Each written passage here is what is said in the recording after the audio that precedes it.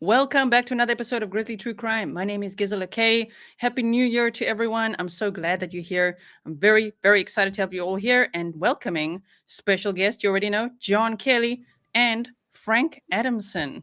If you wouldn't mind introducing yourselves, or John, if you want to do the introductions, whichever way, tell us a little bit about yourself so the audience knows what is Stalk and who are you guys? Stalk is actually the system, stands for System to Apprehend Lethal Killers.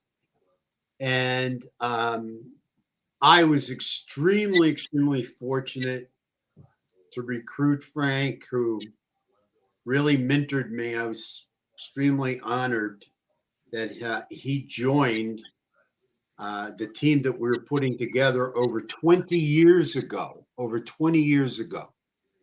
He is by far as I'm concerned, the most knowledgeable person when it comes to serial killers. Frank is a Washington boy. He started off over by the Spokane area. I think I got it right. Ended up over in Seattle as a cop, worked his way up. He became the chief of detectives, commander of detectives. He ran the Green River case for a very long time, retired before the DNA had come through on Gary Ridgway, but had Gary Ridgway in his sights. Also, in Frank's career, what really was very interesting to me, and I don't know how he accomplished it all, but in the end, he even, had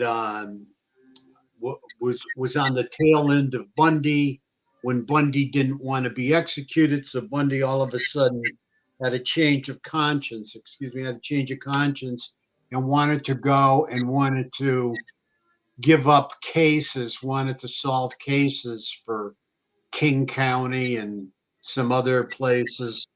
And at that point, Frank was chief of detectives up there, and so Frank sent a couple of detectives down to interview Bundy, and because of that, some of the cases were closed. Bundy gave it up, and he helped save some. He helped close some cases. Uh, un- Too bad for Ted Bundy, though.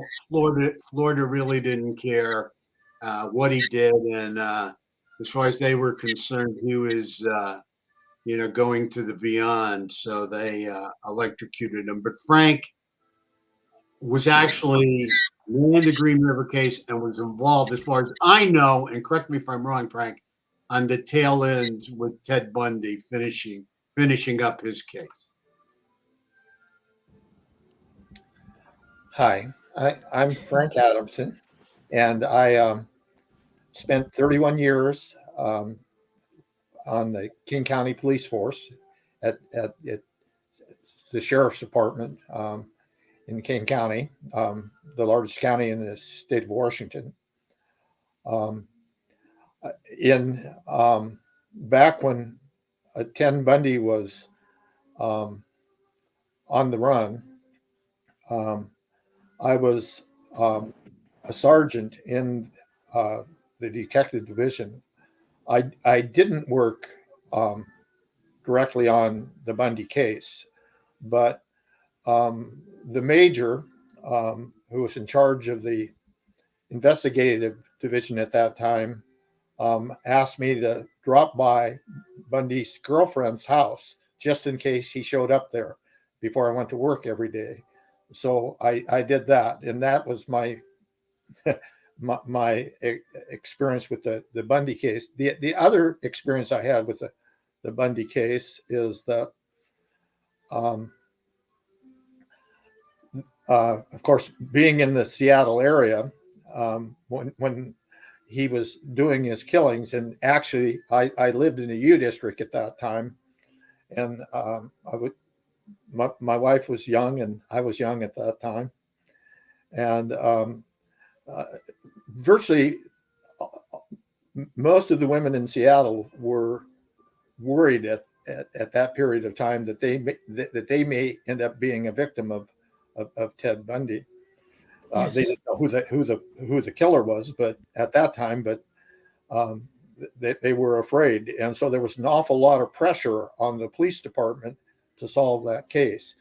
So I empathize in many ways with what the Idaho police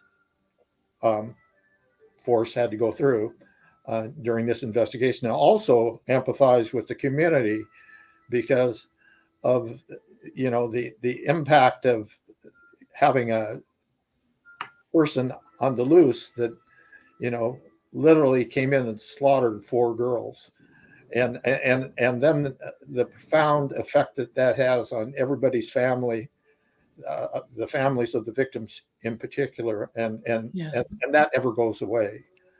So anyway, I was involved in that just to that degree. Then my next experience, of course, was when I was put in charge of the Green River Task Force, and I was in charge of it from 1984 to 1987, and then I was promoted to major of one of our precincts.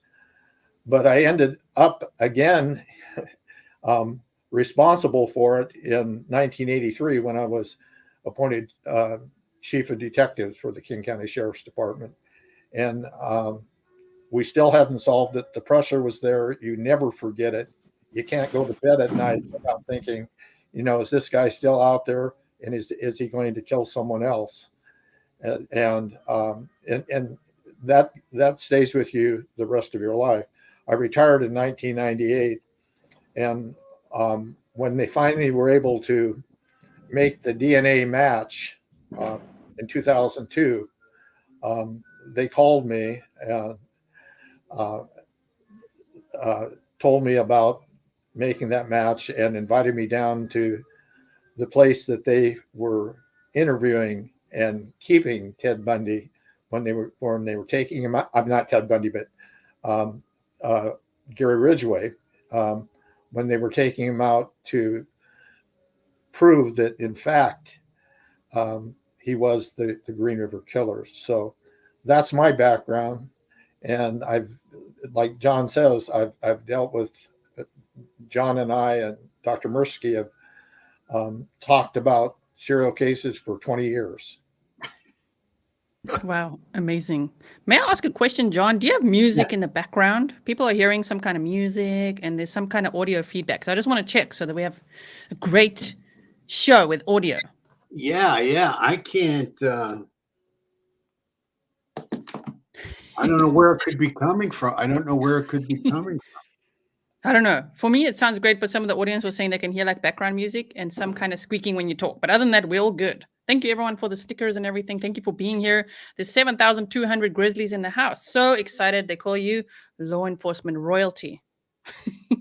It's in the house. So that's right. The Grizzlies are very excited. So thank you for the wonderful introduction as well. You guys, today we're going to be talking about the Idaho case and the suspect that's been arrested, of course. I hope you saw the earlier video. We went over what we know so far. So I've got some talking points for the team. Unfortunately, today, and sorry for the fireworks in the background for me. Here in the Netherlands, people go absolutely wild. I know worldwide. Happy New Year, everyone. But here in the Netherlands, they go really wild, okay? Because it's the one time in the year where fireworks are actually legal. So Dr. Mirsky was not able to make it today. Maybe he'll be back another time. We were going to be all 4 of us, but now there's 3 of us. 2 out of 3 of the Stalk team. Not bad, you guys. So thank you for being here. If I could put this up and then get us started on the case. That's what everyone is dying to hear, your wisdom, your thoughts on this suspect who was arrested, who I must remind everyone is innocent until proven guilty in a court of law. But we would love for you to break down his pathology, to unpack what you think about him. Well, do you want me to start? Yeah, you can start. Yeah, I'm just going to put these things on the screen, and you can see that even Kaylee, sorry for the fireworks. Even Kaylee's dad said he looks like, he said he saw a broken soul and a pitiful human being. So go ahead. Well, I'll tell you probably in inside of him, he's walking around like a dead man, dead inside. I'm focused on, what this guy's motive was. I'm leaning more towards a sexual motive at this point. Some of the information I've gotten is, this guy was really trying to do research and pick up some different ideas. And of course, he's innocent until proven guilty. I have to say that. I mean, and it's just the law, it's just the way it is. But he was doing research with other people that have other convicts that have gotten out of jail and want to turn their lives around, which I think is pretty darn sad. So then he was turning around and he was getting information out of them. He was running some kind of research Yes. situation and trying to get information on how they did this or how they did that. And it seemed to be there was an emphasis on how they got away with crimes. And I think he was concerned on how they got away with crimes. So that's something that really has me concerned because and I've also heard he was a heroin addict. Um, heroin is a very strong central nervous system depressant. It's really a sedative. That's why I even mentioned you'll very rarely find an active sexual killer that is on heroin, because heroin, again, is a central nervous system depressant, where these guys are really into stimulation. Sex is stimulating. So that kind of leads you to believe their drug of choice is going to be like cocaine or meth, some kind of central nervous system stimulant, not a central nervous system depressant. However, this is important, that this guy stopped doing heroin. He stopped doing heroin, and then he, was off and running, and really was pretty much focused on, if you think about it, the darkness. I mean, he was focused, on he had given up the heroin, and he's focused on how to get over, how to still continue that antisocial behavior, how to manipulate people, how to take advantage of people. I mean, he was really focused on the forbidden. He was really focused on the forbidden.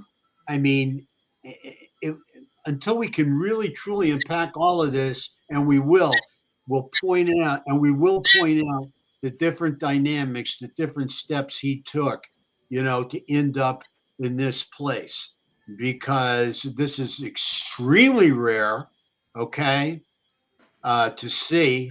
And especially if we have a mass murderer here who got involved in a mass murder because of him being a sexual predator and having a sexual addiction. This happens when people give up, drug addiction and end up picking up another addiction like gambling or sex. Okay. However, they don't become serial killers or mass murderers. So ask away. We'll try and answer your questions. All right. I was just putting this on the screen, which shows his research as well that he was doing, which is quite interesting, studying criminal justice and then running his own research here. Were you employed? Yes or no? Were you under the influence of drugs or alcohol? Yes or no? These are his questions he made up. Huh. Were you experiencing any issues with your family? Were you affiliated with a gang? Was this your first offense? Did you struggle or fight with the victim? I mean, wow, the things that he was asking, even these, he Yeah, wanted and to know. he wasn't running a research program as much as he was running a scam. You know what I mean? This guy was scheming all along. This guy was scheming all along, and yeah, this is a pretty bizarre case. This is going to go down in the annals of criminal history, I think. Yep. Yeah, I think so. It's one of those that's like we won't forget, just like the Green River Killer and Ted Bundy. This is one, again, sorry for the fireworks, guys, but this is one for the history books. It's unbelievable what he did. Frank, what are your thoughts? Yeah, my thoughts are first when I thought about this killing before, or these killings before I have learned what we now know, is that that this was a mass murder and similar to the Richard Speck murder years ago of nurses, and that he may not go out and kill someone again. I mean, but and I thought that that the crime scenes were was rather disorganized, and that this guy was partially organized. He'd planned it, but he did it inside. He murdered or butchered with a knife, and that often leaves evidence. So I thought that he wasn't as organized as indeed I now believe the killer was. One of the things that a defense attorney told me years ago when I was in charge of Green River, and also this defense attorney had been a King County prosecutor before that, was that once you have a suspect, you lose your objectivity. So you have to be really careful about thinking about a person once you're zeroing in on that person. What you want to look for is not why he did it, but what points out what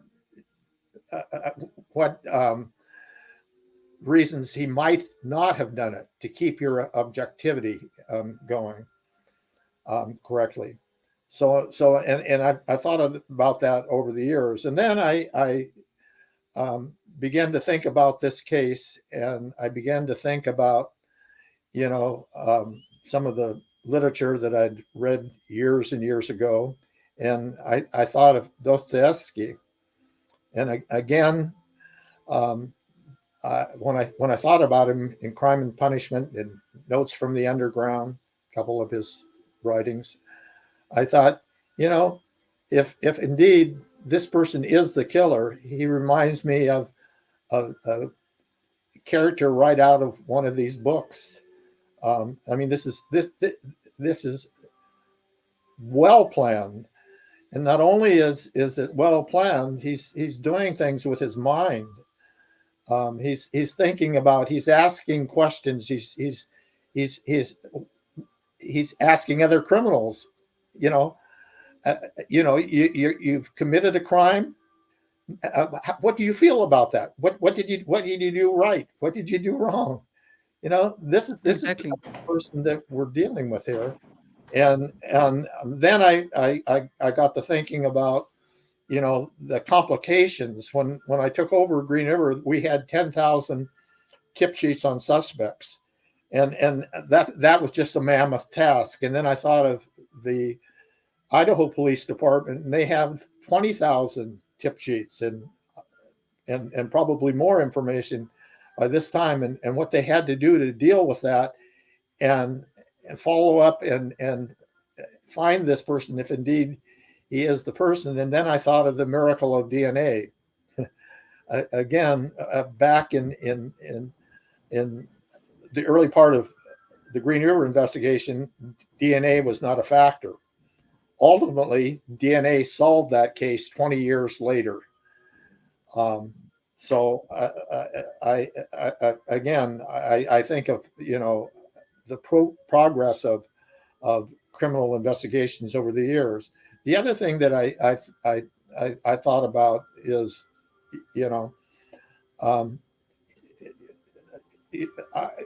coming from Washington and coming from Spokane and thinking about, the Pullman, the Washington State university and thinking about um, the college in Moscow, 8 miles away. And I was thinking, my sister went to Pullman and graduated from there, and my brother went to Idaho. And then I thought, these two schools aren't that far apart. I also thought about, the fact that WSU has an excellent criminology program. And before we knew who the suspect was here, then I started thinking about, okay, if this guy did it, what about Bundy? He was going to law school. In fact, I attended 1 year of law school too, the same year that Bundy was there at the same school. Oh my gosh. So, I just think about coincidences and how things happen and how things are solved. And I think one of the things that the police did so well in this case was that they reached out for information early on, and that information started coming in. And again, I'm very appreciative of what they have done. Also, I began to think about this case, and in the early part, I thought, this is a mass murder. Like I said, it's a rigid spec type, but now I've changed my mind, and I think, this is more like the Ken Bianchi case, and in the Bianchi case, he was a wannabe cop, and it sounds like this person was also maybe a wannabe cop, and that's not that unusual sometimes in serial killings and, Yes. and the backgrounds of the killers. So these are the thoughts that run through my mind at this point. Spot on. I mean, he was a casual security guard. So Right. he was in security and, studying criminal justice. So yeah, he probably is a wannabe police officer. And I'm sure he was following this case like a hawk. Wow, as it happened, as it unfolded. Apparently he went back to class and finished his semester after the killings. He just went about his normal studies as if nothing had happened. Of course, he needs to do that. But yeah, very interesting as well. Right, he needs to. Yes. Okay, let me just put this on here again. So this says Steve Goncalves said no one in the family knows or recognizes the suspect, but in the hours since they first learned his name, they are starting to see connections between him and Kaylee Goncalves that they aren't ready to discuss yet. Now that there's a person and a name that someone can specifically look for and see if there's any connections in any way. So they're just trying to figure it out, the family attorney Shannon Gray told ABC News. So do you think, either of you can answer, do you think that this suspect knew the victims? No, I know, John, when you were on the show, we had speculated before he could have been a peeping Tom, a voyeur, Yes. watching them, starting online, and then maybe even going there and practicing. Do you think he would have done practice runs to the house and watched them and gotten to know the house, or all online, or that he would have known the victims, or is he a complete stranger, in your opinion? All the above except a complete stranger, like Frank said. Frank said he believed that this was really planned out by this guy pretty well. I agree with that too. Now, the other part of that is that in order to do that, first of all, he had to know the victim. Okay, I believe he had to know the victim, especially if Kaylee was targeted. He would have had to known her, known where she lived. He would have stalked her on the internet. And what I mean by that is he would have been a voyeur or peeping Tom on the internet, trying to see as much of her as he could possibly see. He would have probably shown up sooner or later at that house because, like Frank said, he would have had to have known, a little bit about the house, a little bit about the property, how he's going to enter, how he's going to get away, how he's going to make his escape. You can see just with the very fact that he really went back to class after he slaughters 4 people, stabs them all up. goes back to class the next day like nothing ever happened. Okay. That's all intentional.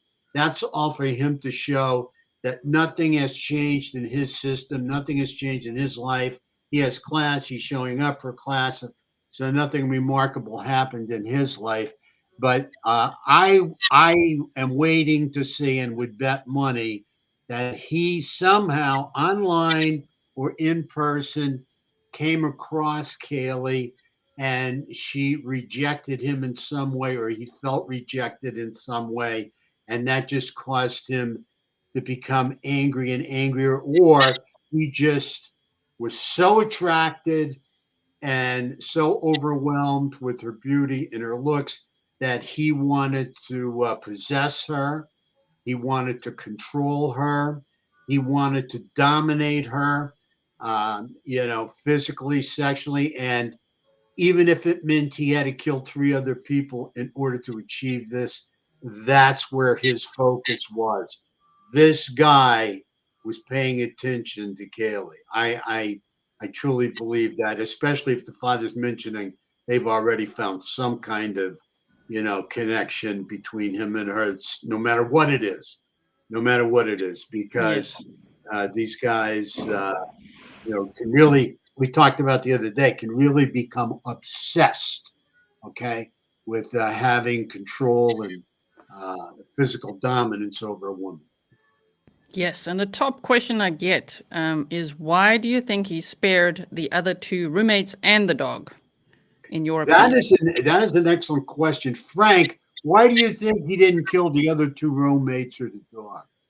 Well, before I answer that, let me go back to something that I want to say about the initial approach here.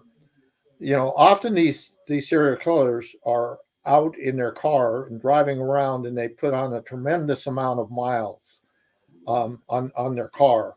And I think it's significant that the police came up with a vehicle in this case, and they pursued that. And I when you look at the cul-de-sac where this took place, initially I thought, the killer probably visited someone in one of these apartments nearby, or he was at this house at some time before he went in. There's no doubt in my mind that he surveilled this area, and he came back several times to case it out. He might have been in the house. I wouldn't be a bit surprised if he wasn't in the house. I wouldn't be a bit surprised if he knew one of the victims. Now, you can know a victim, and they may not know you. In the Bundy case, picking out women at the University of Washington and going into their apartments.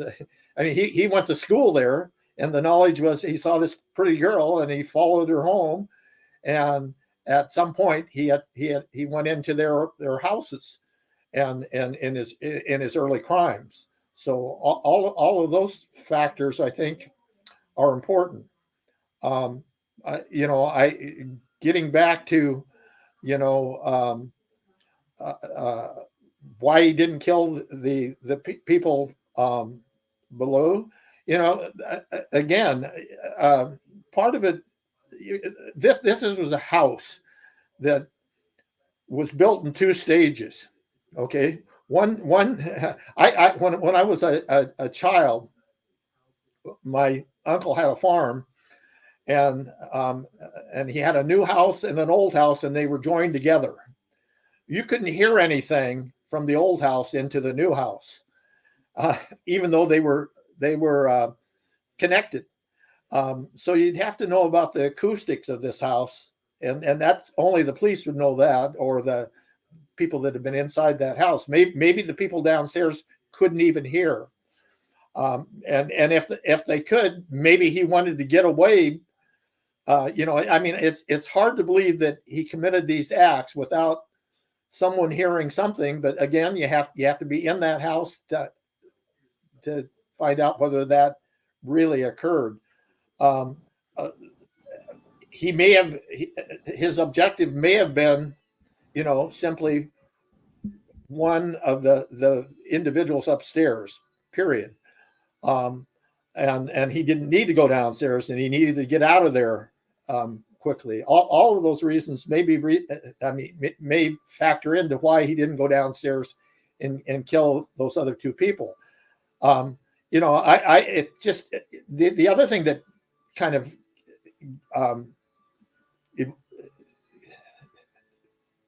I wonder was, did he act alone? How do you contain four people? Although it's late at night and maybe they were asleep when he made the attack. How do you accomplish that? He had to be very sure of himself. Again, you think of, the psychology of this person. He has an aggrandized sense of self to even want to take on, four people, let alone six people. So, all of those are factors. And the fact is that we really don't know. The police have the best sense of what happened there because they were in that building. They've talked to people that know about that building, and that they'll have some sense of how this killer could have accomplished that act in that house. Yes. They were saying as well that the bottom floor, as you said, was built in 2 stages. The ceiling, let's say, of the bottom floor was concrete, and the ones in the middle floor was supposedly wood. So that makes sense as well, that it's more sound insulated at the bottom. Before I forget, I just don't want to forget this one pin thing, which you might find interesting. If you type in Moscow, Idaho vegan restaurants, because we know, according to his aunt, I believe, people sharing things that they know about him, that he was quite a radical vegan, and to the point where he asked his parents to buy new pots and pans and things because he didn't want to use pots and pans that had been used to cook meat. But if you type in Moscow, Idaho vegan restaurants, well, the first one that comes up is the Mad Greek restaurant, and 2 out of the victims worked there, Maddie and Xana. Interesting, very interesting. And that's a close drive for him, 10 to 15 minutes and he's there. So if he was looking at vegan restaurants, even just in his area and Moscow, Idaho, even that could be quite a connection. Absolutely. That's where he could have seen her for the first time even. Yep, exactly. Yes, welcome everyone. There's almost 13,000 people here, all excited to see you. I'm so sorry, you guys, if I missed messages and everything. We've got a lot to talk about. I hope you're enjoying it.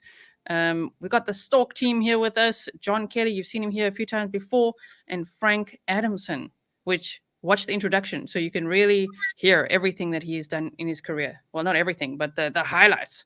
Okay, so to continue on, the dog. Why do you think he spared the dog? Do you think, and second question, do you think he's involved in those animal, the dog skinnings and all of that to practice? And is that why he spared this dog, to make it look different? Or why do you think he spared the dog? I don't know if he really even got near the dog or how that happened with the dog, because we're not sure where the dog was found, correct? We don't know exactly, just in a room where the crimes did not occur. If the dog was segregated and put in another room, separated and put in another room, then that would be a very good question. We don't know if they put the dog in the room, Kaylee or Maddie or any of the other folks put the dog in that particular room at night or whatever, or if he did. I have a hard time with this guy going out of his way and spending any time chasing the dog, while he's got this other business on his mind, this business of murder. Okay. He's got murder on his mind and his mind on murder. All right. So where did he go with the dog? I don't know. If the dog just came up to him and it was easy and or he was there earlier and he could just flip the dog in a room, come in here, boy, give him a little food or whatever, get him in that room, get him out of the way. That would be fine. But usually these guys, I don't see any care or compassion for the dog, although he may have felt if the folks came home and didn't see the dog, they would be alarmed. So that means he couldn't have been there earlier and put the dog away earlier, because then the folks would have came home the other kids would have come home and said, well, where's the dog, right?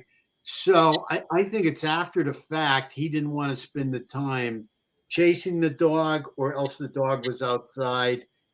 After he did the deed and used up all that strength and adrenaline to do these murders, I think he just wanted to get out of there as quickly as possible. That's what I'm thinking. I really don't have an complete answer for the dog.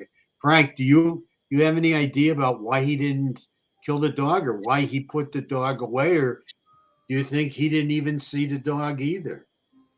Yeah, I have no idea. I mean, there's a lot of possibilities. He might have, the dog might have even known him from a previous visit. He might have, enticed the dog with food. That sometimes works. But there's just, and there's just no way to really know why he didn't attack the dog. I do think that adds complications if he tried. Again, I don't totally understand. Other than his obsession using a knife, because when you start cutting things, you can cut yourself and you can leave DNA.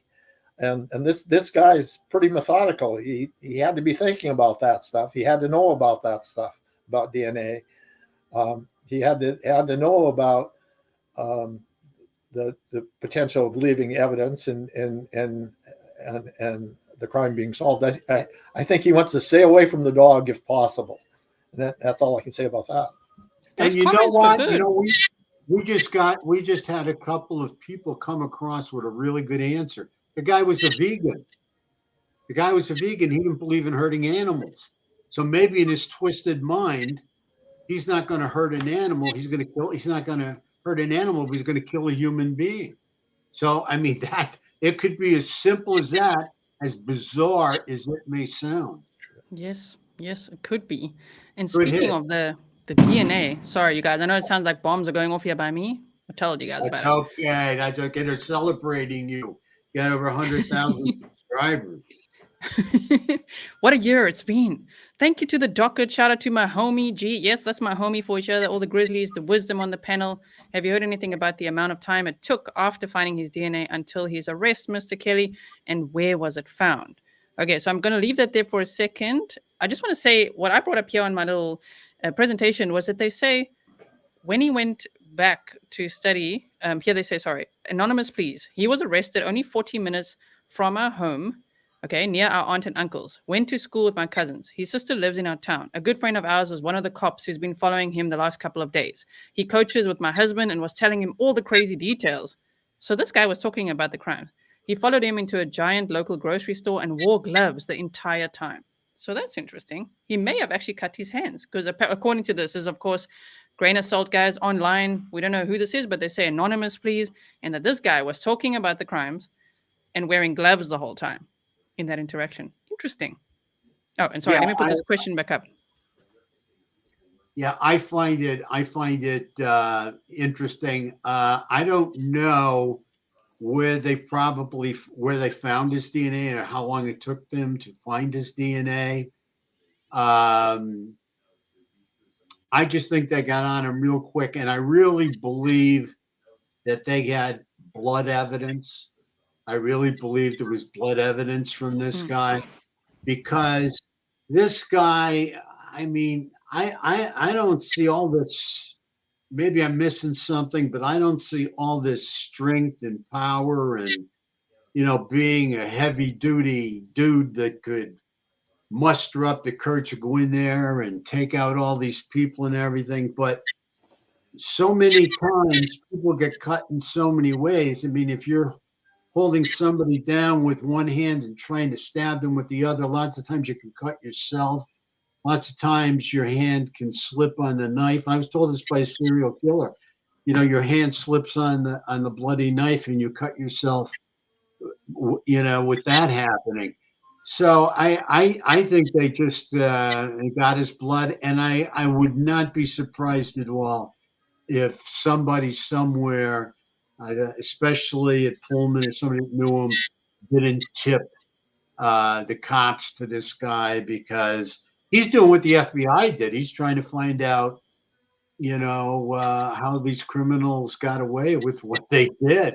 And that's what the FBI did years ago, go around to the various prisons and talk to serial killers and interview them and try to figure out, how they got away with it for so long. What did they do? And, the different aspects of their murders and the different dynamics, Yeah, sorry. If I'm just nodding and I'm quiet, you guys, it's because there's literal huge fireworks going off. So we're listening to our wise guests over here today. Feel free to ask your questions. I'll try to get them to them as I can. We're working our way through some logical questions that I know you guys have been asking for the longest time. Let's look at some of this. His one sister worked in the mental health field, and he's got no criminal charges before this. So a lot of people ask me to ask you guys, do you think, we asked this in the Delphi case too, do you think he has offended before but not been caught? Frank, you want to take that one? Yeah, I'll take it on. First, we don't know if he has a juvenile record, and we'll probably never know that. So that's one possibility.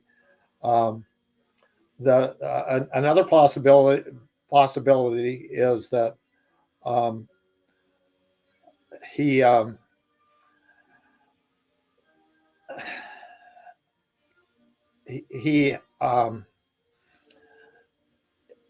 has done other kinds of things that are cruel, but not this cruel.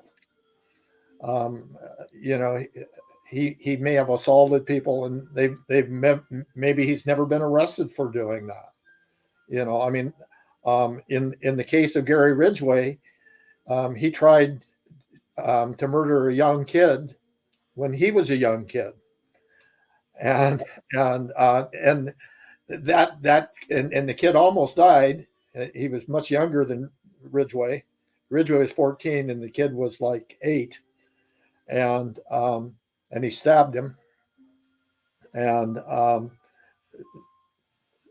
it was never reported to the police. So there's all kinds of things in a person's background. You got to look at the personality of this person to find out,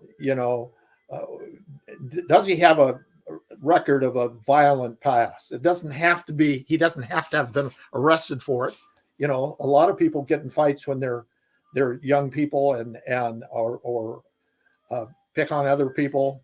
And, what is this guy's, disposition? It's hard for me to believe that, he never acted out something on someone else, but it doesn't necessarily have to have been something that reached the level of criminality that caused him to be arrested and to go to court for it. So that's my answer to that. I'd like to add something to that too, if I may. Yes. Also, we do not know for sure, I guess, but we understand he was a heroin addict. I'll tell you, there's not too many heroin addicts out there that do not have charges, do not have prior legal offenses.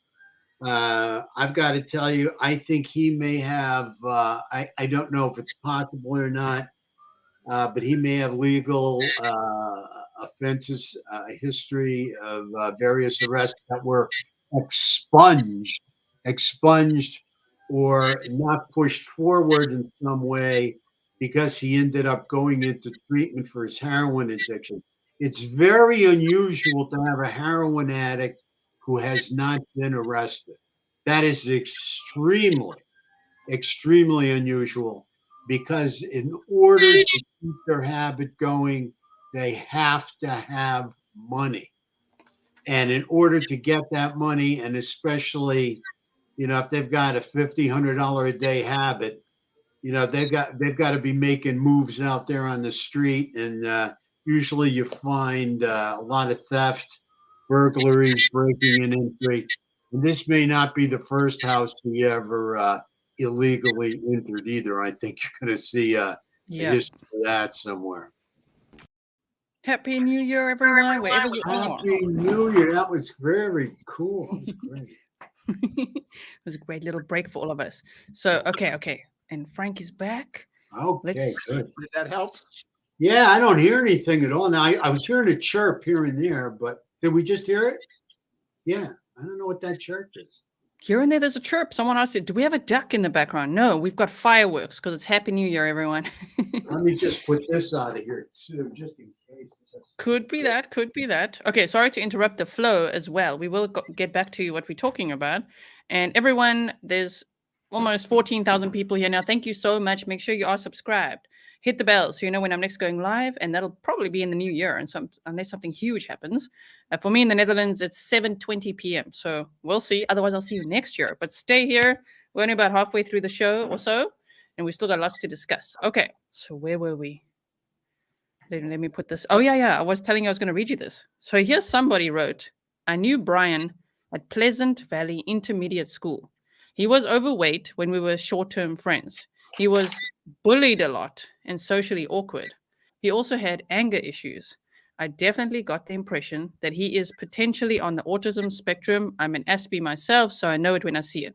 Our friendship ended after he got in a physical fight with me. He lost weight going to high school, had to be close to 100 pounds of weight loss, hence why he looks older.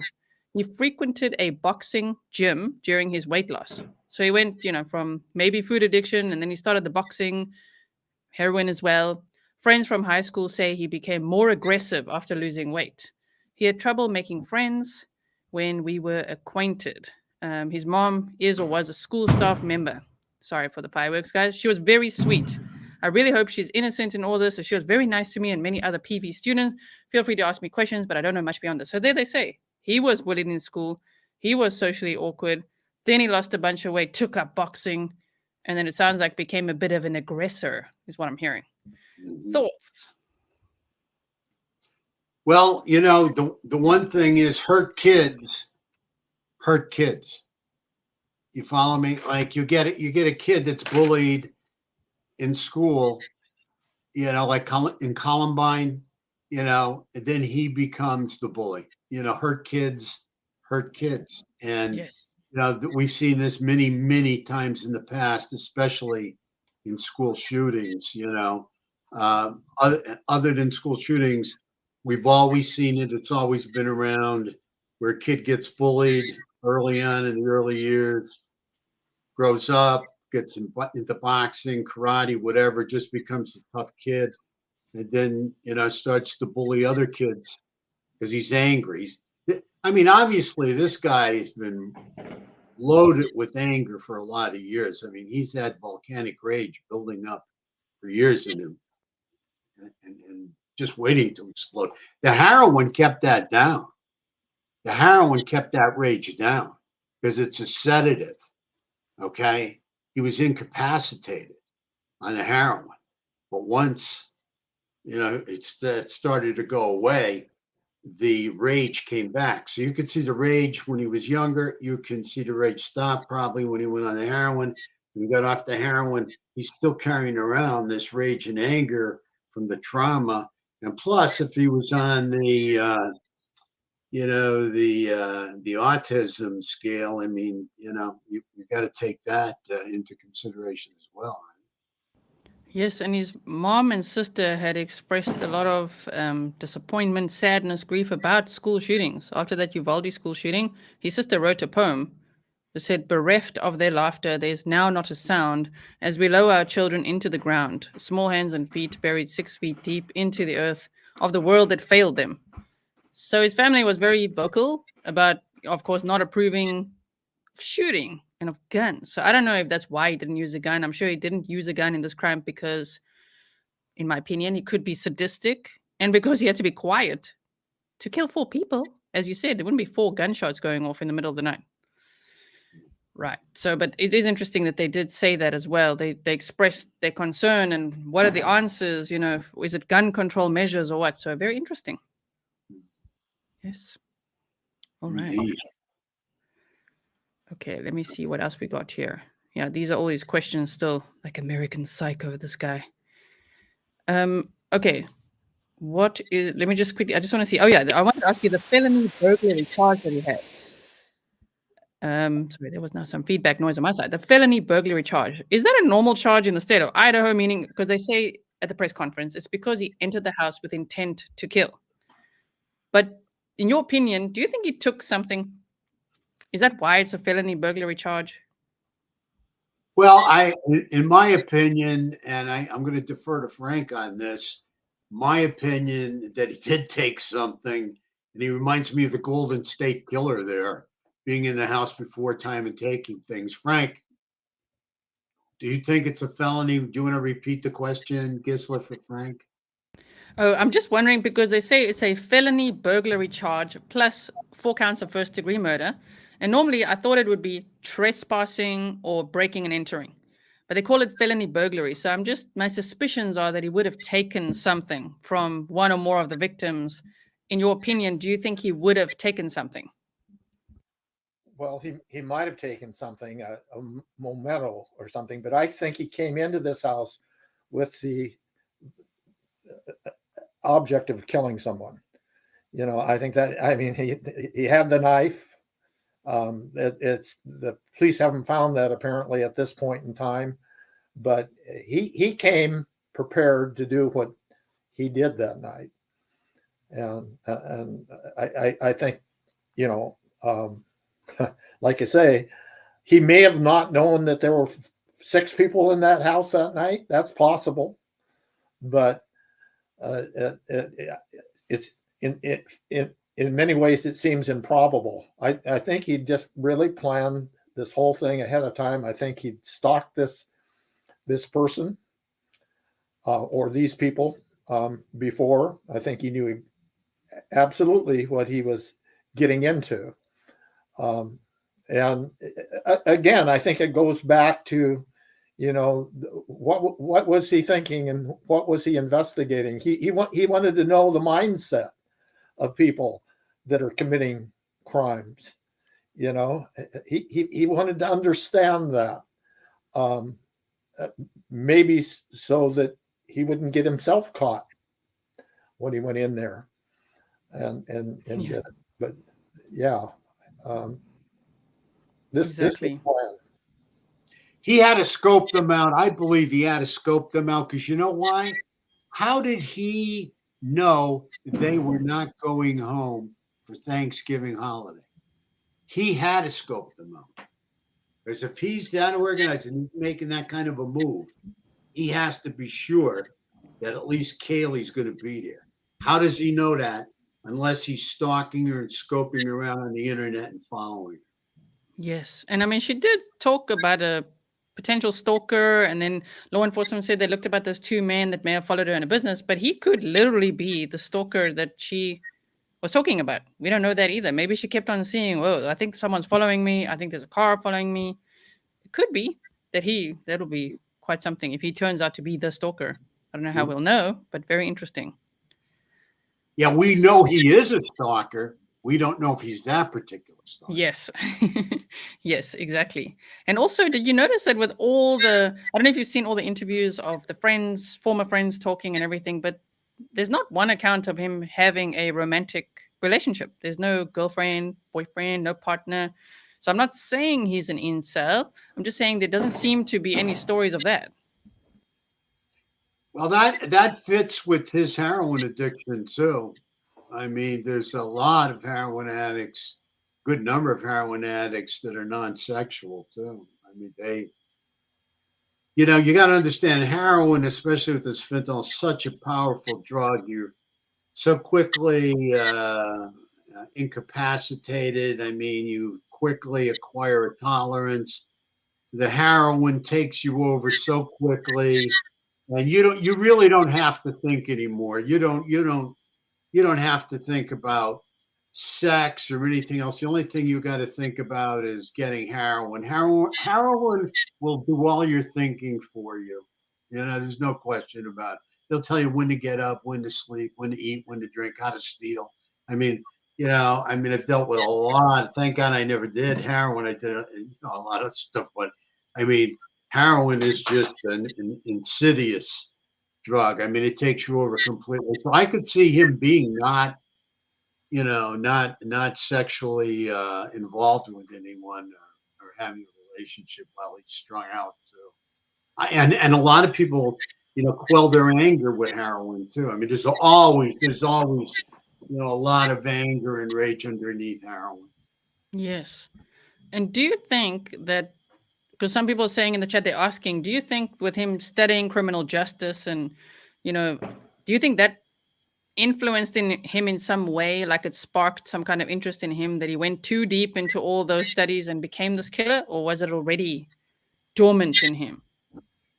I think it was already dormant into him. I'd like Frank to expound on that a little bit. I think it was already dormant into him, but I think he went from like zero self-esteem to starting to have some self-esteem and confidence as he started to achieve and get into this field, because him being on the streets or being involved in the heroin culture, I mean, he had he had a good education on how to be a criminal. I mean, you can't be a good addict and not be involved in some kind of criminal activity. I mean, it just can't. You know, I mean, you know, just getting over on your family. I mean, and keeping your addiction going. You cannot be a good addict unless you're involved in some kind of criminal activity. I mean, you've got to come up with ways to make money, keep your addiction going. So Yeah. I think there's a lot to this guy yet to be revealed. Frank, what Yep. do you? Yeah, I think it's complex. The fact that he was studying criminal justice doesn't necessarily mean that he's going to progress to doing something. We really don't know what the tipping point is when it comes to serial killers. Usually something in their childhood is indicative that they're having problems.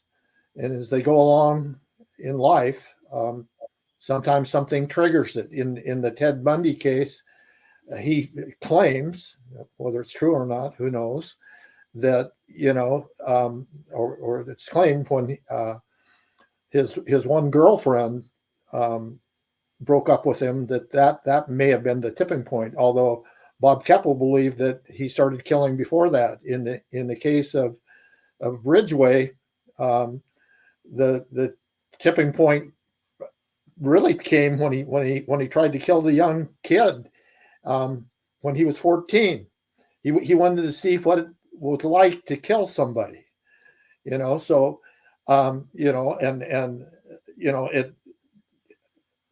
They may have an interest in mysteries. They may have an interest in pornography. They may have an interest in killing, and that may guide what they do as they go along in life.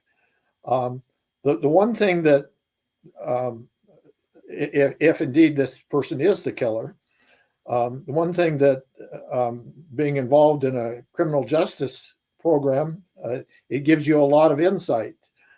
Being a police officer, for example, or a security guard, gives you opportunity.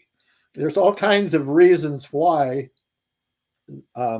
someone may, project a certain path, and that may eventually lead to murder. What was the tipping point in this person's life? I don't know. But obviously he had all that built up anger over the years, and it apparently started fairly early, as you guys pointed out, with the poems of the parents and the sister, or they there was that dysfunction in his life early on, and but why did he go on to be a killer if he did? We really can't answer that question. Yes, I wonder what this killer's tipping point would have been. That's a good point to raise. Also, people in the chat are just saying to remind everyone that the claim of him being a heroin addict is from one person on TikTok. So we do have to take it with a grain of salt. There's one person that went to high school with him and said he was a heroin addict and he was clean in 2017 when she last saw him. She's very Right. angry about this outcome. Yeah. That's very interesting. I have to agree with Frank. I think the tipping point was the bullying, in childhood. Plus, there's a lot of comorbidity with these guys. You got the, him being on the spectrum, the autism spectrum. It all kind of adds up in ways. I mean, the vast majority of people on the spectrum aren't going to go out and hurt anybody, but every now and then you get an accumulation of these different emotional illnesses, and things can happen. But when you're bullied early on, you are feeling powerless. So that is why later on, a lot of these people that become murderers are so focused on power and control.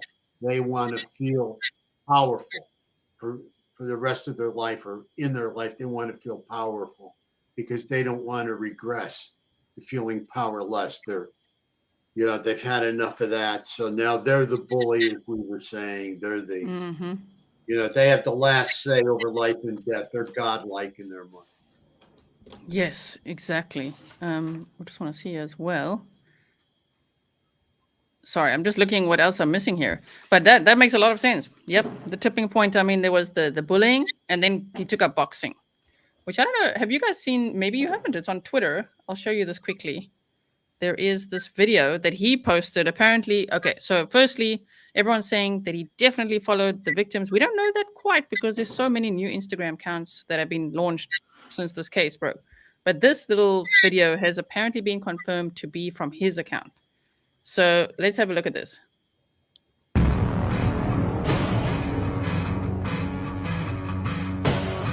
I may have to take the music off because you know how YouTube is with music.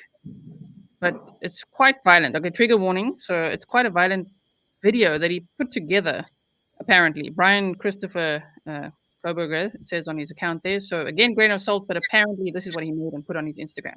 So he was bullied in school, allegedly started then boxing. Yeah, so he was definitely an angry dude. Calculated angry dude. Wow. Yeah. Talk about getting it out and desensitizing himself, and getting ready to move up the ladder of murder, the ladder Yes. of rage and revenge, right? Mm-hmm. Did you see that, Frank? I mean, that was pretty violent. Yeah, Wow. it's the first time I saw that, but yeah, wow. He Yep. made that? Apparently. So that's what they were saying on Twitter that, okay, everyone's checked and this is his account. I'm not 100% sure. I mean, we can't trust much on social media. It's hard sometimes to figure out if it is or isn't. But apparently, this was his account. Yeah. And he put this up and made this. So, yeah. Yeah. I mean, he's just getting himself jacked up and ready to roll. Okay, yes. So also this is breaking news. They say he waived his extradition. Thank you, Barbara, for the $50 super sticker. And Algo said Brian Enton reports he's eager to be exonerated and intends to waive extradition to expedite his transport to Idaho. Oh, he's a confident dude, huh? Yeah, I think he wants to expedite his extradition because of all the shame and blame and whatever else may happen to his family members where he lives. So, I don't have any family really out in Idaho. My family's in Pennsylvania. So the longer I hang around Pennsylvania, the more news there's going to be on me in this particular area of Pennsylvania.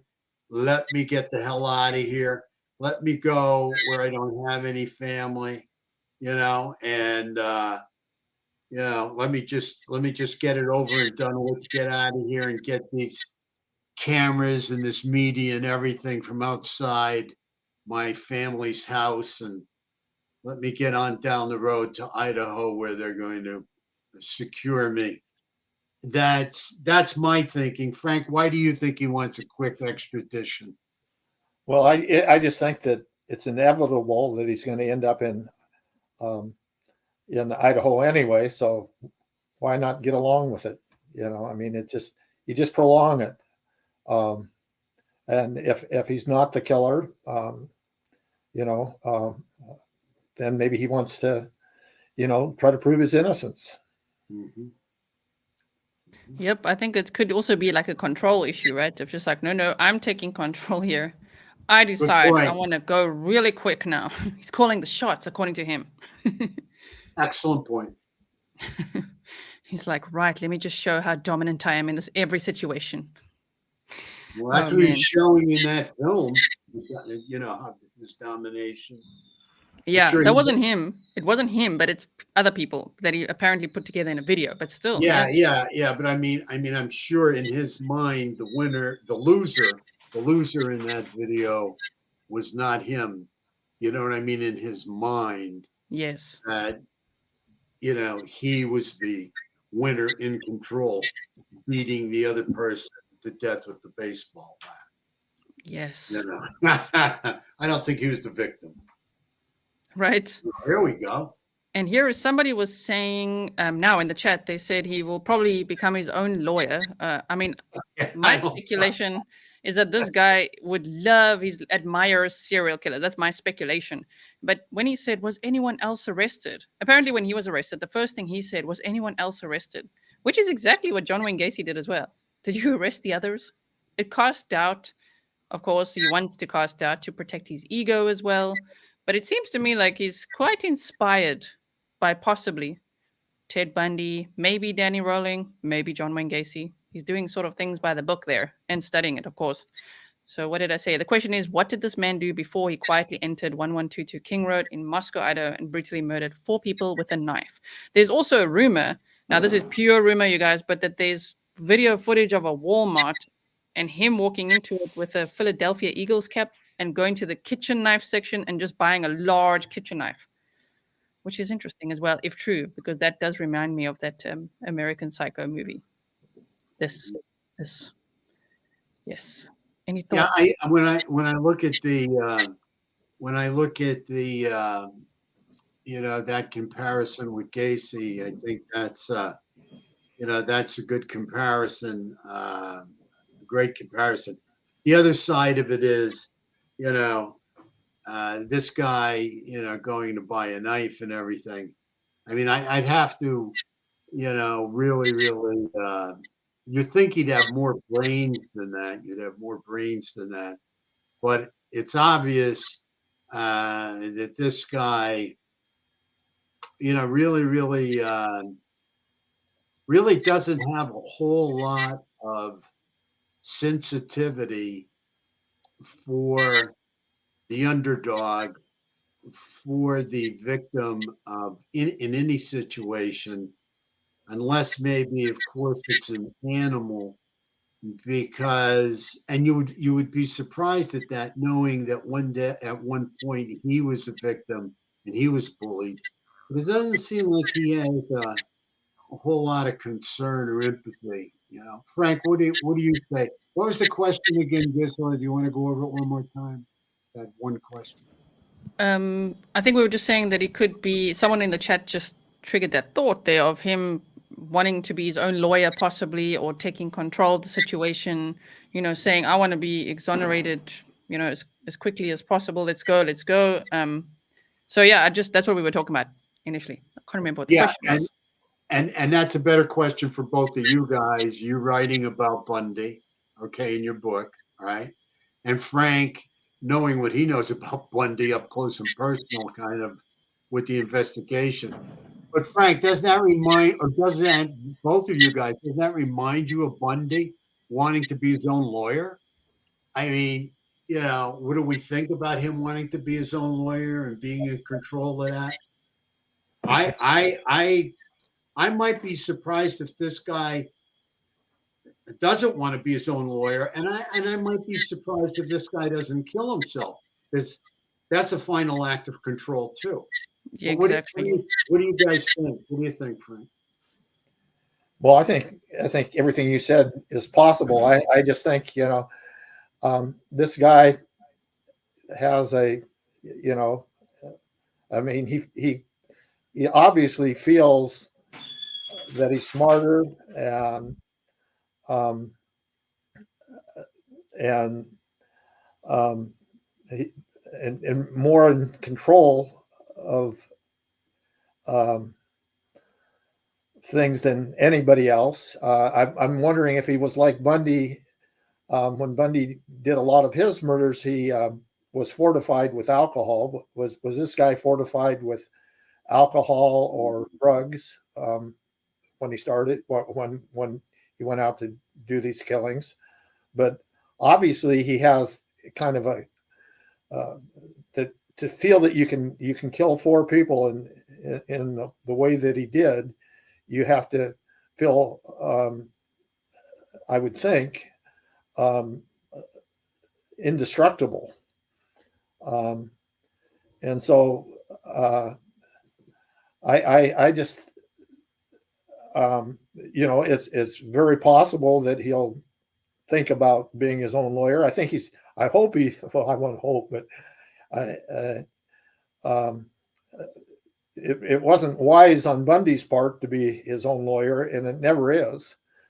So I'm wondering if he's smart enough to realize that. We'll find out. But Great point. Go ahead, Frank. I'm sorry I cut you off. Go ahead, finish. but we'll find out ultimately. But uh, uh, these people have big egos. A little bit ago they had a picture of John Wayne Gacy. The other thing is, and when I think of Bundy and even Ridgway, they can be so personable at times that you don't know. I mean, you have no concept that they're that they have thoughts of killing, and that's the other thing. Even when he went to that house on that day, were the doors open? Did they not lock him, or did he just knock and say, I need to come in for some reason, and was he able to just walk in the house? Again, you think about Bundy picking up people, vulnerable people, and how in some ways it was so easy for him to do that, and it's so unfortunate. I mean, and in other cases, I think sometimes that sixth sense comes up in people. In the Bundy case, they realized that there was something wrong, and they didn't go with him. But apparently in this case, however he got in that house, he was able to do it very efficiently and without, creating a problem for himself before he got in there. Again, was he fortified? What happened? Yeah, we don't know. Something I'd just like to bring out too, while we're covering over that. These guys, you have to understand, are master manipulators, which Frank knows all very well. We know this very well. And, we call them, the evil chameleons. I mean, they know when to turn on the charm. They know when to turn on the rage. They know when to kill. Okay. They're evil chameleons. They're out there. They walk among us. And you have to understand that, they know how to maneuver around society. I mean, they just know how to do it. They know how to turn on the charm, and they know when to turn the charm off. The other thing I want to bring out is about the alcohol. Many heroin addicts, like I said earlier, who are into heroin, which is a central nervous system depressant, right? And we usually say the central nervous system depressant addicts, really end up getting into alcohol. So I'm wondering if this guy was drinking a lot more, was much more involved with alcohol, because that would not surprise me at all, because alcohol is not as strong as a central nervous system depressant as heroin, but alcohol is a central nervous system depressant. And if you drink enough of it, I mean, you're going to be sedated, you're going to be intoxicated, and you could have unbelievable amount of rage on alcohol as well. So those are good questions. Those are all good questions. Yes, and everybody asks, why do you think there was no blood trail? It didn't seem like there was a messy, not that we know, we saw the snow quite quickly after the crimes, but there was no blood trail from what we could see with our eye, with the drone footage and everything. Any thoughts on that? I think Frank should take that. I don't have a thought on it. Frank's seen a lot of crime scenes. I have not. What do you say, Frank? I just can't, it's hard for me to believe that if you stab people with knives, there's not going to be some blood, but it's possible that the clothing soaked it up. There's other things that we might not see. I mean, the problem is not being able to get in there and see what that scene. Obviously the DNA came from somewhere. It might have come from blood. It might have come from semen. It might have come from a lot of other kinds of things. But I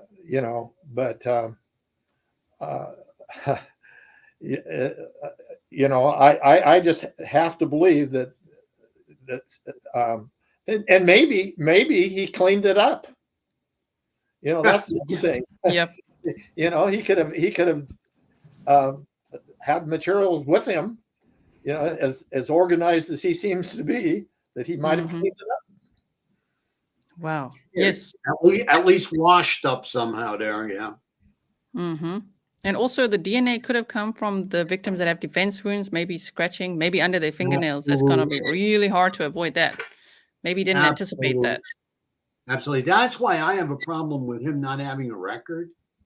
You know what I mean? When everybody says he has no record, because, you would think if they were able to jump on him that quickly with blood or other DNA evidence, that they would have been able to compare it to CODIS or something. So with him not having a record, it leaves you up in the air with that, unless, even though you have a record and you get it expunged, your DNA is still on file with CODIS or somewhere else. Yeah, they said it was genealogy DNA that caught him. Frank, you were going to say something? The one thing I wanted to say is I can remember one of the crimes that my investigators went to, that they immediately didn't see blood, but it was there. It happened to flow under a Davenport. And so until you moved that Davenport, you didn't see that blood. And they knew the killing took place. In this particular case, the person was shot in a motel room. But when the initial investigators went in, they didn't even find the blood. And then one of the investigators was in another state with someone that had been in the room when the murder occurred. And she said it happened in that room. So they went back and they found the blood. But so, without being in there and having things, removing things and looking at things, the blood could be, there's a number of possibilities why we didn't see blood later on, or why the police might not have initially seen blood. Yeah, I think people are basing the question on just the pictures we have, like we can't see the trail, so there might not be one, but there might have been one. Maybe law enforcement, even, or the forensic team came in, scooped up what they needed to. Microscopic, exactly. Yeah. Yep. Could have been that. Yes, and people in the chat are saying genetic genealogy is how they apparently caught him, tracing the familial DNA. And then, isn't it interesting that he went as a killer after all this planning in a white car in the middle of the night? It's not a black car. What if it's the Elantra? Because apparently it was a 2015 model, though. So not the model they told us, but a 2015 Elantra was towed away from his house. And apparently it belongs to his mom. So to use his mom's car, if it is true, to go there in the middle, but I don't know how it's his mom's car, also from Pennsylvania. Like, how far did he drive? But going there in a white car in the middle of the night. I mean, it's 2022. You're going to be caught on camera some way. That's how they knew about the car. Yeah. Interesting. Well, for me, it's going back to about 15 years ago, and I was doing research on my own personal research on what kind of cars or vehicles serial killers liked. And do you know their color was white? Really? My word. Yes. Yeah. So Serial silly. killers love white because it makes them, in their mind, I guess, look more inconspicuous. But the white, and I think it was a white station wagon back in the day that was preferred the most because, who's going to think somebody's really devious in a little white station wagon driving around? I mean, that was the mindset. The white was definitely color of choice for serial killers. Wow. That is unbelievable. Especially this guy going there between 3 and 4 in the morning in a white car. It's the easiest car to spot. Nobody ever said this guy was, going to be an astronaut or a brain surgeon or anything. I mean, we said a week ago he's going to end up in a cage. This butt nut was going to end up in a cage. Yes. I mean, a lot of these guys are morons and they just manipulate their way through the system, and when it comes down to it, we're really not too bright. And so far, we think he was really organized, and I agree with Frank. He probably really scoped this girl out and had a really good eye on her. But I'm not seeing a lot of Einstein behavior here. I mean, I'd like to hear a little more about this guy. Yes. Sorry, I'm just waiting for the firework to end. I wanted to show you this, where they actually said PhD student arrested over Idaho quadruple slaying studied under famed forensic psychologist who authored 68 books, including How to Catch a Killer and The Mind of a Murderer, Dr. Catherine Ramsland. He took her courses. He was definitely preparing for something, it seemed, for quite some time. Oh, yeah. Yes. Yeah, this was not going to be, I don't know if it was the first, but I'll tell you, it wasn't going to be the last. Yep. And that friend that talked about him being on heroin said that since 2013 already, he was saying he really wants to study criminal justice. He wants to specialize in that. And yeah, I mean, later he started taking all these courses and he was busy with his PhD studies at WSU. Frank, you think he would have killed again right after this? Frank, do you think he would have killed again right after this? I'm not understanding your question, John. Do you think that after he killed these people in the house, that he would have killed again in over a certain period of time, like one year or bowling? Yeah. I've definitely come to the conclusion that he probably would have killed again, and so you never know what the cooling off period is, but that's why he reminds me more of a serial killer than a mass murderer. Yes. And but I think if the planning, the thought, the execution of this murder, these murders, indicate to me that he's going to have a cooling off period, which we don't know how long that's going to be, but he's going to kill again. So I think, like in the Bundy case, he killed a lot of people that we don't even know about. Exactly. And in Ridgway's case, again, he was When you he, think he about, had go stopped, ahead, Frank. I'm he sorry. he had stopped, but he didn't stop, totally. And it depended on circumstances, and it often does. Why someone has why the cooling period might last longer. When Ridgway was um, when he was married and not single, he killed less frequently, but he still continued to kill. And I believe this killer would have continued to kill. You know what's striking to me now that I think about it? He was going for a training and getting a doctorate in murder. All right, his plans were to get a doctorate on how to kill people and get away with it. He was going for a doctorate in murder and figuring if he's guilty. I mean, he may not even be guilty. My God, I mean, this guy may be innocent. But to me, it looks like where it's headed here. He was going and in training to have a doctorate in getting away with murder. The other thing here, John, is that um, serial killers don't want to get caught, and so that also may be a reason for not continuing. You think you think of the BTK killer, bind, torture, and kill. He stopped killing for quite a period of time.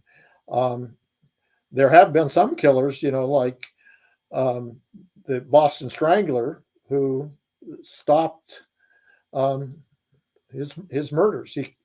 You might say that in a psychological sense, there have been some people that grow out of that obsession, but it doesn't happen very frequently. Yes. And do you think his birthday had any significance, in your opinion, with serial killers? Because his birthday was also in November, and he killed in November 11, 2022, the house 1122. Do you think there's any relevance to that? Or do you think someone like this just plans any day when they know this is the time now? Especially with Kaylee, one of the victims, moving out soon, going to Texas. Do you think that's what triggered this to happen now? I have no doubt it has something to do with Kaylee.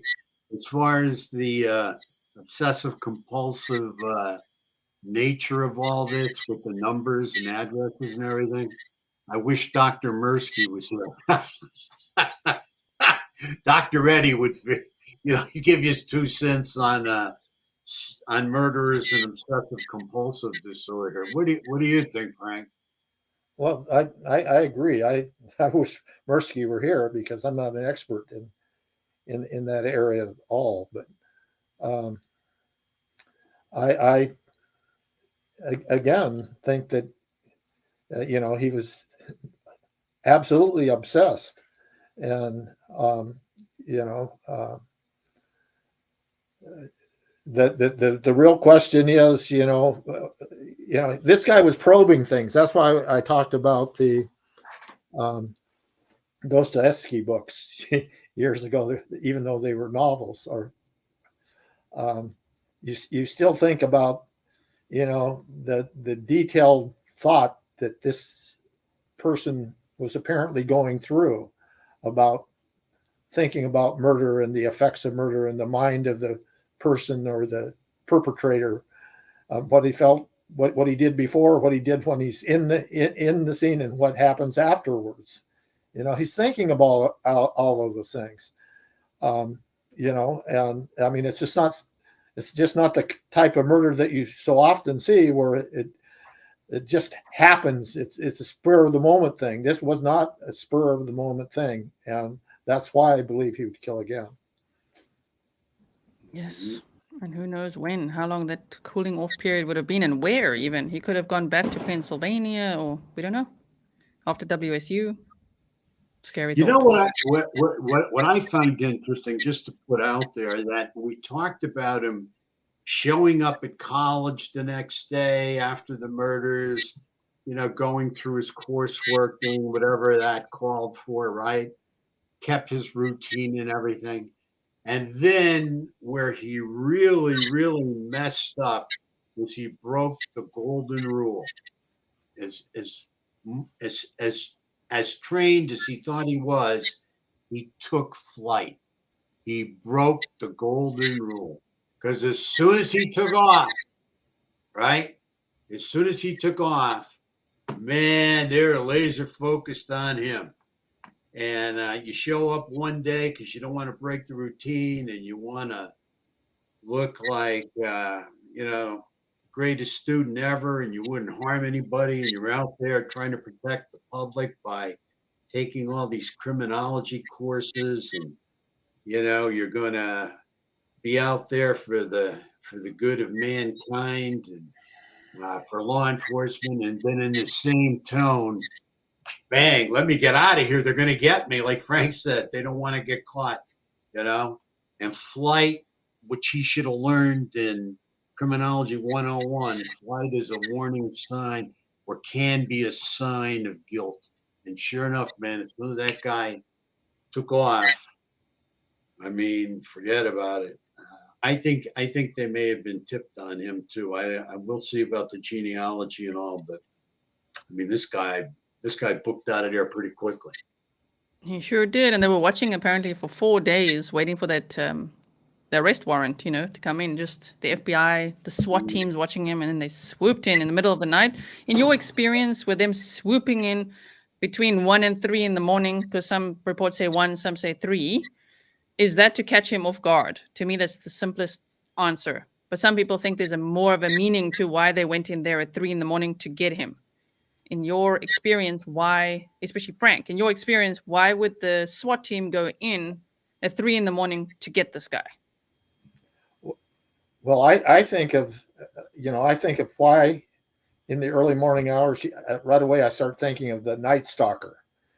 And, it's just, people aren't generally as awake at that time. They're sleeping. So it's an opportune time for someone with that proclivity to attack and probably not get caught, at least initially. And so, it's just a scary time. But, from a police perspective, if you're out on patrol and stuff, you have a chance of catching someone in the act at that time. Because there are fewer people out between 2 and 3 in the morning. This guy knew that neighborhood. It was like I say, that cul-de-sac that he drove into and drove out of.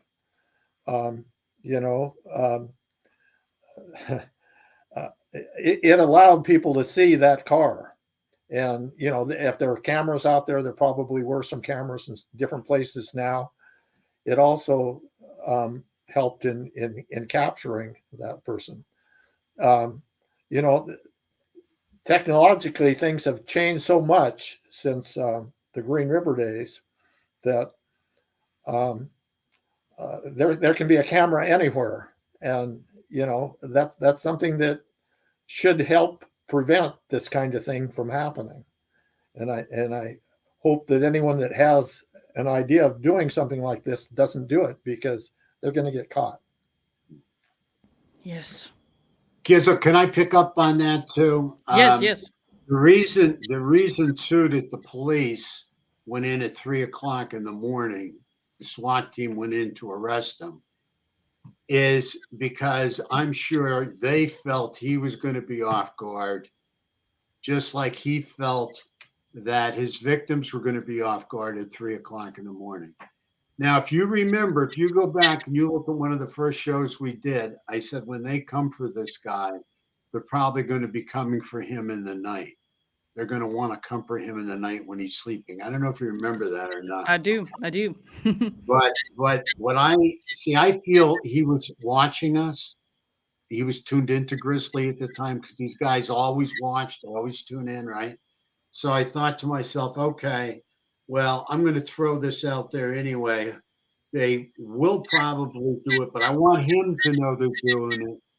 So that way he's not on his toes. He's not ready to roll because we have a killer. We don't know who he is. We know he's on the loose.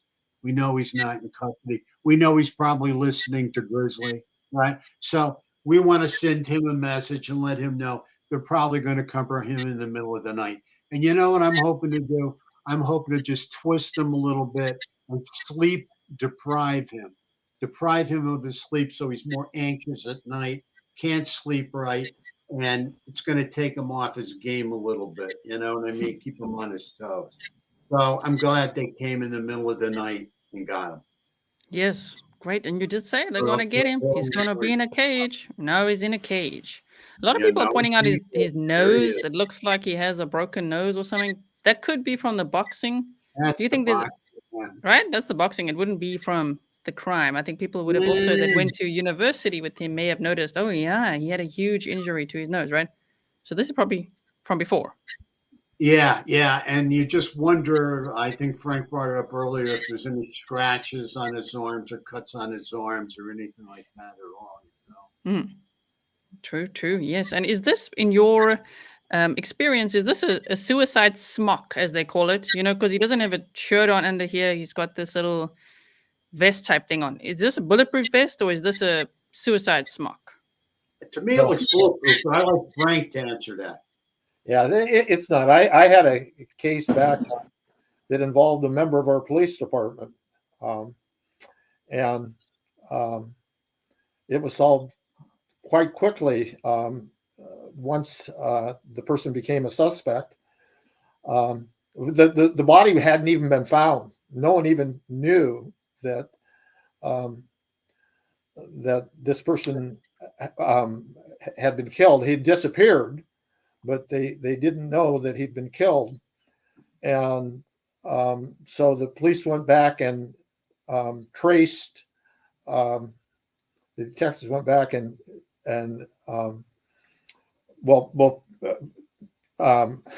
first they served the search warrant on this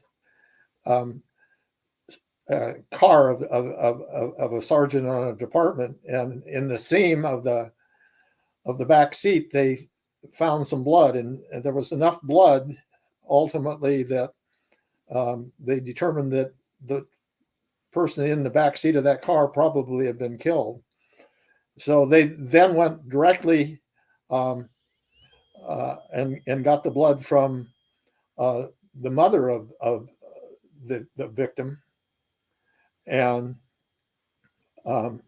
determined that this blood, the mother's blood in the blood in the car, was the missing person's blood.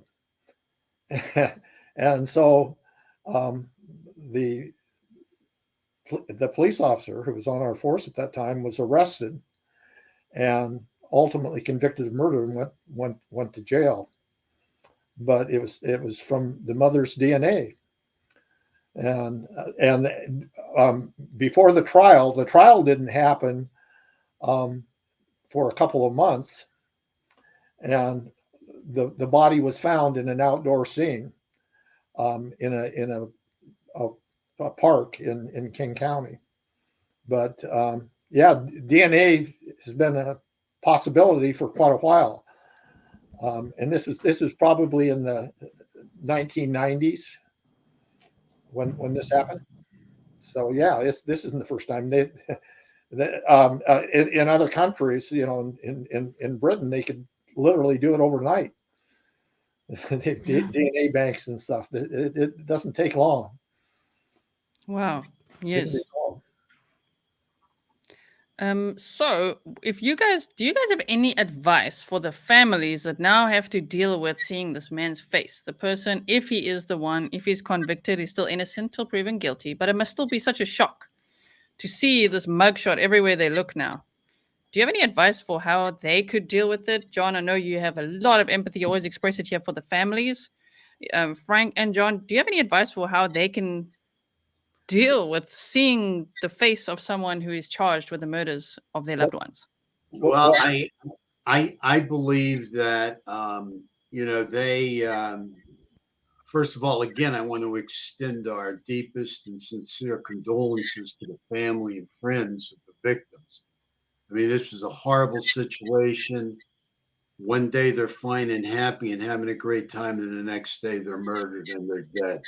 I think the family really needs to just continue to honor their children, honor their loved ones, their brothers, their sisters, all relatives, and just continue to go through the grieving process, because this is even just more shock.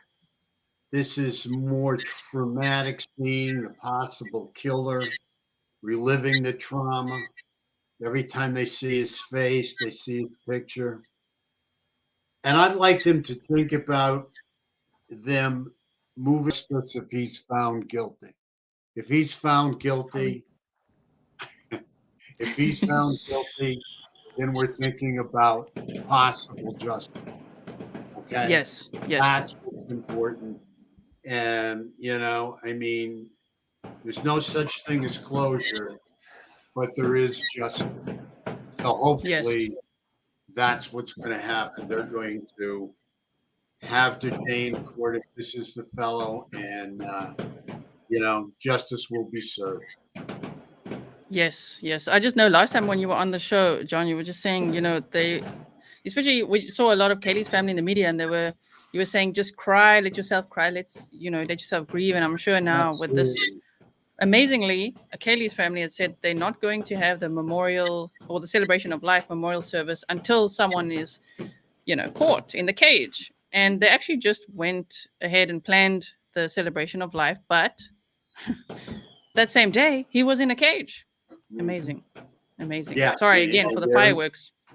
That's okay. And he's in the cage, and that's where he absolutely belongs. If he's guilty, he's got to. He's innocent until proven guilty. But I mean, really, you really have to look at this flight kind of thing here and take that into consideration. And definitely, the law enforcement believes they got a certain amount of evidence, or they would have never arrested this man. So, again, with the family, it's a terrible situation, because it's going to be a perpetual and eternal hole in their heart, which will get better over time. What I mean by that, they'll cope with it over time, but it will never heal. But seeing some kind of justice will help them cope with it better. I mean, they're never going to forget about the loved ones that they lost, no matter how long they live. But it'll help with the coping by realizing that they've gotten some justice for their children and their friends and family. Yes. And do you think at 28 years old, is that a late age to do something like this, or is that pretty much from your experience right on track to, if he was a budding serial killer, because now he's in the cage, still innocent or proven guilty, but if he was, is this a late time to start in your experience? Well, Frank and I have always talked about, and I'll leave it up to him to kind of underline this, but usually it was 25 to 35. Now I think it's probably 21 or 22, with budding to 35 or whatever. Frank, what do you think about this age? I mean, it kind of fits right in there, right, with the age?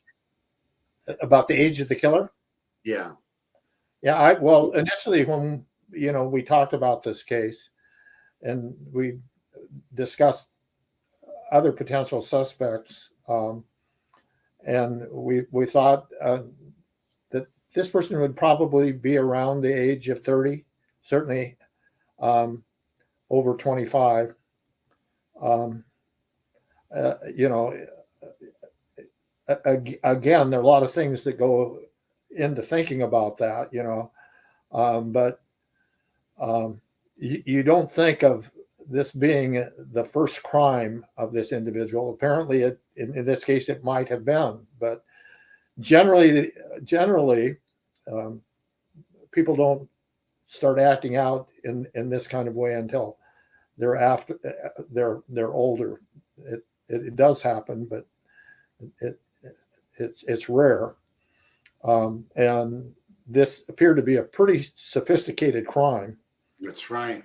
So from that perspective, I thought, you know, this guy is over 25, and 30 would have been an okay age for a suspect, and 28 seems very reasonable. Again, you wouldn't stop investigating somebody just because of their age, but this age fits very well with this scenario. This is a good one as well. You saw some sophistication early on. Yes. So when we see that with killers or mass killers or serial killers, which are different, sometimes they play this card of, you know, pleading insanity. Do you think that he'll do that? Not that we can predict if he will or won't. They say he's not insane legally. If any crime deserved the death penalty, it's this one. Do you think that he will play all his cards like some of them do, or just what do you think he'll do based on what you know about this person who's been arrested for the crimes? I think he'll play the mental health card.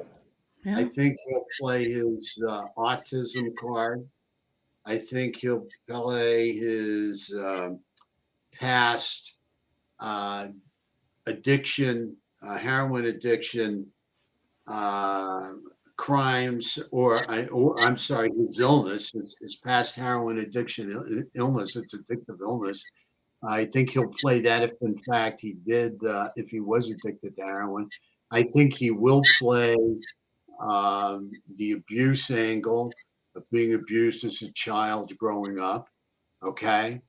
But we have to sit back and we have to think, you know, the vast majority of people with autism don't go out and kill 4 people. The vast majority of people that were bullied when they were younger didn't go out and kill 4 people, right? And the vast majority of heroin addicts don't go out and kill 4 people. So I think it all needs to be taken into consideration. But he's going to have defense lawyers that are going to play every card and every angle they can. You're right. Yep. First, I would say that this crime does fit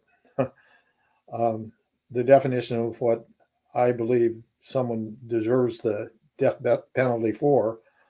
However, I'm not I don't favor the death penalty. Right. And the reason for that is, in part, I believe that these people need to be studied and understood, and maybe we can help prevent other crimes of this sort from occurring by knowing more about these individuals. And you know, life in prison to me is worse than the death penalty. You're not free to go. You know, it's not a happy circumstance to spend your life in jail. And you know, if this person wants total control and he wants to commit suicide, you're just doing what he wants you to do in the first place. So what end are you meeting by killing him? You know, I mean, that's the bottom line. You know, it's, from my perspective, a lifetime in jail away from families and friends and other people that care about you, is worse than than death. So that's Yes. where I come from. Good. And Good plus, the very insight. fact you always got to be on your toes. You're under a certain amount of fear and anxiety in general population around other people when you're in prison. I mean, ask Dahmer, right? I mean, you wrote the book on Dahmer. They killed him in prison, right? So Yep. you're always tense. Anything could happen. You're always got to be on your toes from when you wake up in the morning, even when you go to bed at night. So that can be a fate worse than death. So.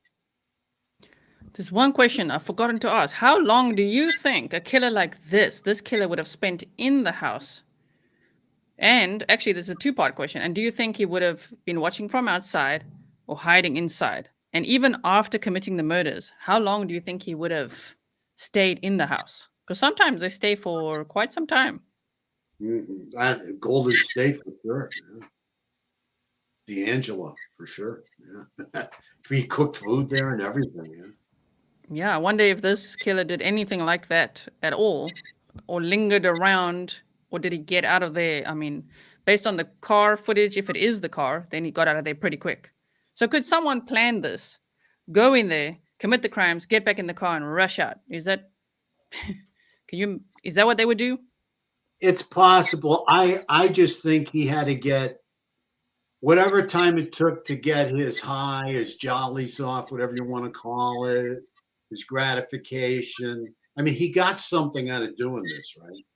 So whatever time it took for him to get whatever his gratification was out of being in there, that's as much time as he spent in there, right? That's what leads me back to this being more of a sexual act and him using the knife as an appendage of himself or something about, I mean, and in that case, he might have been, when he got done stabbing, he might have been ready to leave. Again, all we heard was stabbing. We heard nothing about cutting. So I think this guy, was the stabbing was a sexual component of his gratification. Interesting. Yes. I think you have to think about the fact that there were people downstairs, so how long was it practical for him to stay in that house? Mm-hmm. If he was trying to cover up something, what was there a lot of noise created in the murder? Was there a struggle? All those things ultimately would limit the amount of time that he would be in there in this particular case. I like I say, having not been in the house, I don't know how that second part of the house, how isolated it was. He might know that. So, this guy didn't want to get caught. That's right. Obvious to me. So, yeah, they don't want to get in the greater chance of apprehension, particularly with two other people in that house. So I would think that if I were him, I would want to get out of that house pretty damn fast. Yeah. Probably yes. Okay, so can you believe it? We've almost talked for 2 hours, so we're gonna nice. We're gonna wrap it up any minute now. I just want to make sure I plug your books. Is this the book you wanted me to show, Discovering Lazarus? Yes, thank you. Yes, and you have another one as well, Warning Signs, a guidebook for parents, how to read the early signals of low self-esteem, addiction, and hidden violence in your kids. So 2 books I will link below for you guys, and I'm going to timestamp everything, so don't worry about that. But if you want to pick this up as well, Discovering Lazarus, remember to leave some ratings. I see there's no new ratings, and I know you guys are buying the book, so I hope you're reading it and enjoying it, and then leave a rating or review. Either one of those. Thank and you then the all website. so much. Thank you all so much. And the website is johnkellyllc.com. So you can read all about John Kelly here. And here's the Stalk Incorporated team. We've got Frank Adamson with us today from the Stalk Incorporated team. Solving murders is our business, is what they say. Right? And Dr. Murphy will be on next time. Yes. Yeah, we were supposed to have the whole team here today, you guys. But unfortunately, there were some technical issues before. And sorry about whatever chirping sound or feedback or whatever there is, we tried our very best to sort that out. But I hope you guys enjoyed the show today. They say in cold blood fantasy. Yeah, possibly. Thank you so much. I'm sorry I couldn't get to all your questions. I really appreciate all you guys. Please ask some more in the comments below. I can always pass those along as well. Any closing words from you, Frank? I just hope that the victims' families are able to survive this long term. It never goes away. A loss is tremendous, and it's there for your life. But you have to go on living and be happy that you had those wonderful people for the period that you did have them. Yes, that's great. It's such a tragedy. I really hope as well that they can heal and move on from this. And if they are watching, if there's any family watching, you have our full Grizzly support. This community definitely welcomes you, and you have our full support. And any closing words from you, John? Yes, they have our full support and love, and we're glad that there was an apprehension here, and hopefully we'll see what happens at trial. If he's guilty, then he needs to pay the price. But my message is, we have to keep a focus on child abuse. And, we're hearing about him being bullied as a child, and then all this anger he built up and everything. How much this plays a role, I don't know. Certainly not excuse. Really not excuse, because the vast majority of people that get abused as children don't become killers, but yet we know that a lot of killers have been abused as children. So it's like looking back and forth. So I would just hope that people keep an eye on their children and show love, respect, and value to their children. And we want to stop this epidemic of child abuse, and we need to stop this epidemic of drug addiction. So that's my 2 Yes. cents. And thank you so much, as always, for having us on. Yes, thank you. And you're always welcome here on Grizzly True Crime. As you know, we love your expertise and insights. The audience absolutely loved it.